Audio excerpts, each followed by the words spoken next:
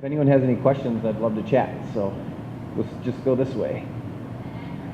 The address, 1401 Vermont, and so traditional business hours were always, oh, what's that? Sorry, 1401 Vermont.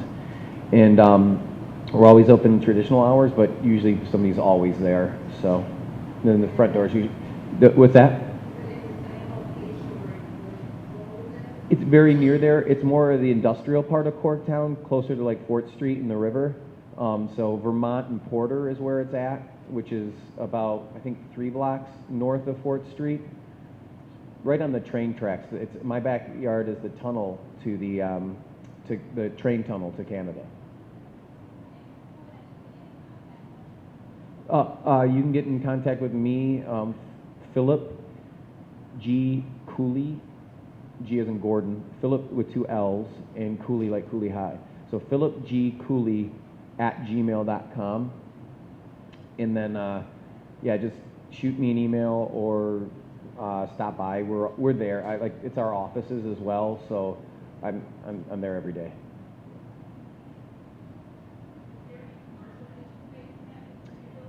Not yet. We talked about that because we've tried to be as organic as possible about who's coming in and when. And so we first had like all these really smart people from Detroit come in and say, okay, this is what we need and this is what we want, right? And food was obviously one of the things that came up.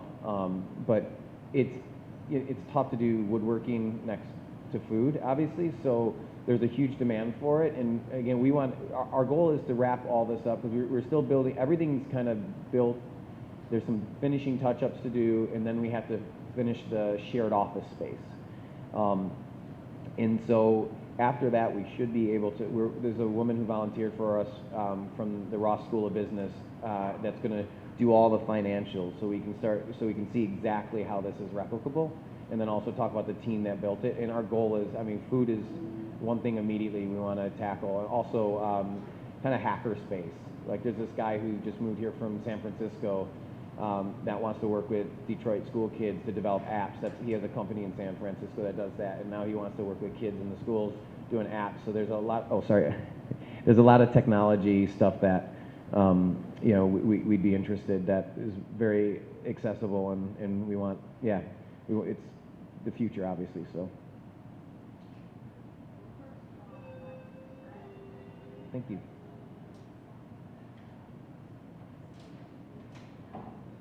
Thank you.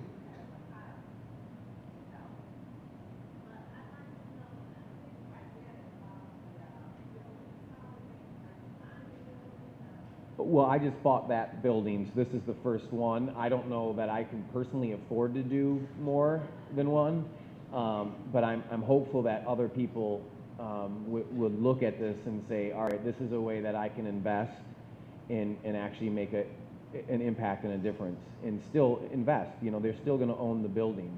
I mean, the worst case scenario would be I'd have to sell that building at some point and whoever could do whatever they want to, but hopefully I'll never have to sell the building.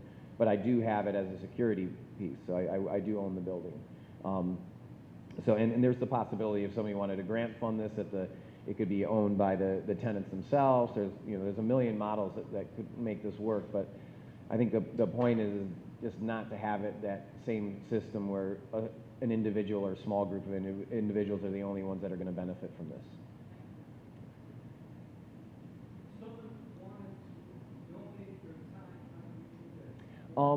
Our website should get up. Somebody also donated a bunch of folks have donated their time to build us a website. It should be up any day. I can't really complain because it's free, but we expect it up a little bit before now, so it's any day now that'll be up to contact us. But yeah, you can contact me. We do volunteer night every Thursday night as well. That starts at 7 o'clock. And folks just come in and do anything from painting to clear coating the wood trim to, you could see us, we were scraping up tiles, taking down drop ceiling. So there's a little something for everything. Sometimes carpenters stop by, so they'll actually do trim work and stuff like that. It just depends on the skill set that people have. But there's always something to do for willing people. Awesome. Well, we'd love to We'd love to have you by. That's always very helpful. Any other questions? Oh, sorry.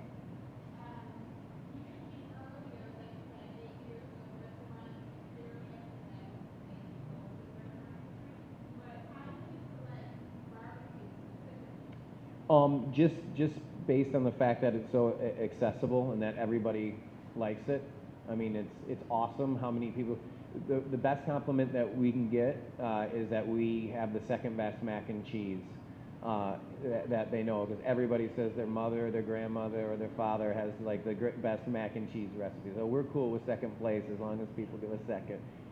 But it is something that everybody loves. So.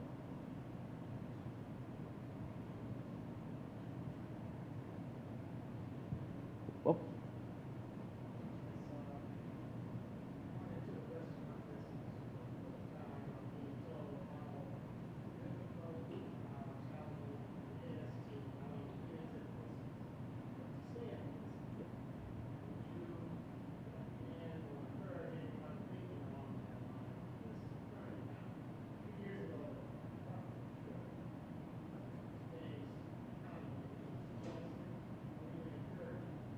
yeah, I would definitely encourage it, especially in Detroit. There's far more demand in Detroit than supply. Um, and now I also opened up a restaurant that failed miserably. There was 9 of us that partnered on it, and not bad people, but we were a bad partnership. We were not able to work together. And the one thing I would really encourage people to talk to folks like me, not because of Slo's Barbecue, because frankly, I learn from my mistakes, and I become arrogant from my successes. So I think really sharing the Mercury Coffee Bar story is really more helpful to an actual potential restaurateur or a restaurateur. I know some of my faults in that were definitely based on the successes that we had at Slo's and some of the assumptions we made because we were successful. But it's definitely doable. And the main thing that I really talk to people about, it's just the work. You know, I was the GM for the first 2.5 years there, and there were 100-hour weeks. You know, and on Christmas, you know, I go see the family, and for a couple hours, and then I go back to work. And we're not even open. That's just the only time I could clear coat the floors again, rip out the bar that we made a mistake on, and rebuild. You know, all those sorts of things. So there's a lot of sacrifices, a lot of hours, but if that's what you really want to do, if that's your passion, you're going to love it. And eventually you can get to a point where it's more manageable. I see a lot of folks that for those first few years, you know, they're as grumpy as I was when I was up on that ladder, because those were 20-hour days, you know, and that was 2 years ahead of time, and then there was 2 years and 2.5 years after. I'm very fortunate to be where I am now, but it is possible to have a normal life at some point. And if you want to chat too, if you're thinking about it, I'd gladly talk about all this and share any resources we have.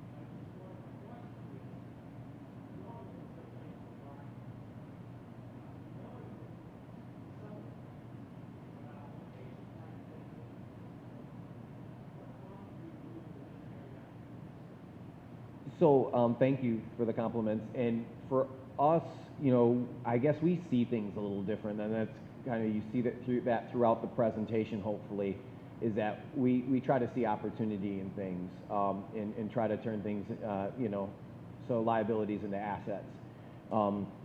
It's the same with the deconstruction story, for instance. When you look at these homes around town, we need to address them because they're affecting families in our neighborhoods. But how do we address them? Sometimes we need to rebuild them, sometimes we need to reuse them, sometimes we need to wait. It just depends on the environment. And so when we looked at that building, we saw a major American city, we saw on a park, we saw on access to freeways, we saw underserved population, we saw, I mean, there's just so many benefits to it. And also, we didn't see I think a lot of folks would see parking as an issue, but then once they live in that environment, they'll park 2 blocks away, they'll park 3 blocks away. I mean, having lived in other cities, people adapt and get used to it. We're so lucky to park like a block away everywhere we go here. You go to Chicago and you're parking a neighborhood away. So I think that, you know, we just try to really be as positive and optimistic as possible and see the potential in things and know that we can get there.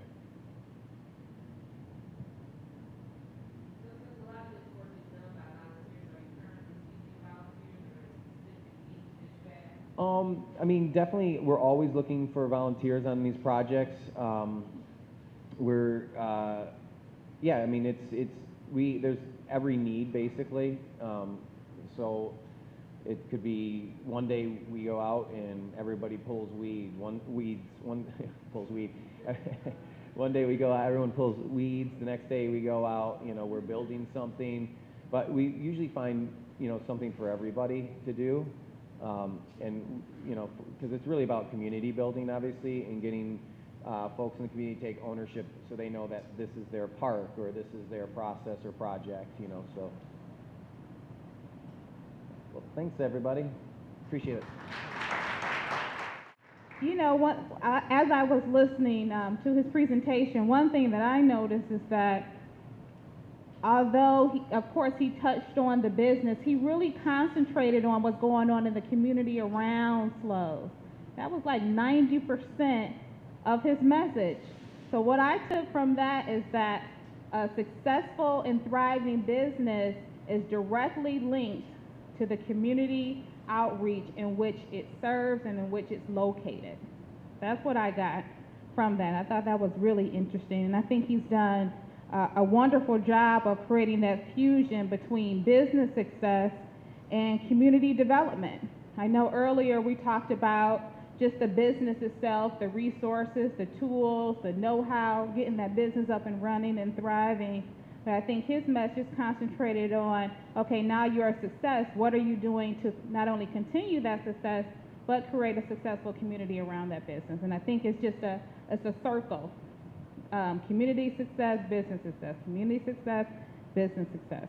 That's why there's no surprise that SLOs is so wonderful and it's such a thriving business. And like I mentioned earlier, that when you go there, you feel this energy, or at least I know I feel this energy of people who want to be involved. They want to be part of the revitalization of Detroit. However, in a lot of cases, people don't know where to start, who to talk to, and where to go.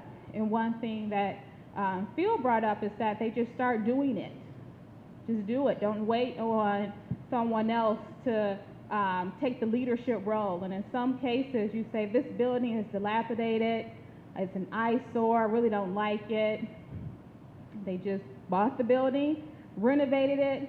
People start showing up and said, can I use this space for the dancing? Can I use this space for woodworking? And that's how it went. We're hoping, as part of the planning committee, that you're not only leaving today empowered, inspired, and educated about the business resources that are available, but that we will see you throughout the week to learn more. So if you have any other questions, all of us will be around. We do have a lot of our partners here, as well as our resource providers have been very gracious enough to stick around for any one-on-one questions that you may have. If not, enjoy the rest of your day, and we look forward to seeing you tomorrow.